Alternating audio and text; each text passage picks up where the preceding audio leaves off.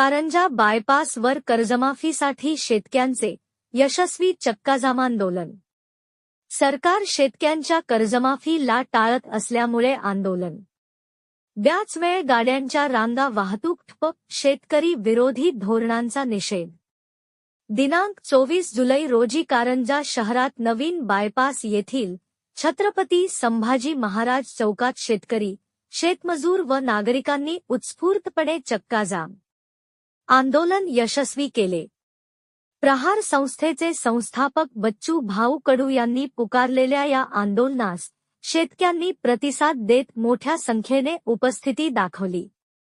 या आंदोलनात उपस्थित शेतकऱ्यांसमोर महेश राऊत, राजीव भाऊ भेंडे, राजीव अवताडे, भारत भगत, ओमप्रकाश तापडियाजी इत्यादींनी मार्गदर्शन करत शेतकऱ्यांची कर्जमाफी व अन्य मागण्या त्वरित पूर्ण करण्यासाठी निद्रिस्त असलेल्या सरकारला जागे करण्यासाठी चक्काजाम आंदोलन करीत असल्याचे सांगितले.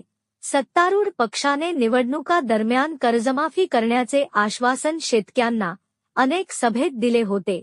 आज शेतकऱ्यांना वायावर सोडून कर्जमाफी देण्याचे हेतुपुरस्सरपणे टाळत आहे, म्हणून नाईलाजाने महाआंदोलन करण्यात आले. बच्चू भाऊ कडू यांच्या नेतृत्वात कर्जमाफी मिळवणार असल्याचा ठाम विश्वास आंदोलनातील उपस्थित मार्गदर्शकांनी केला.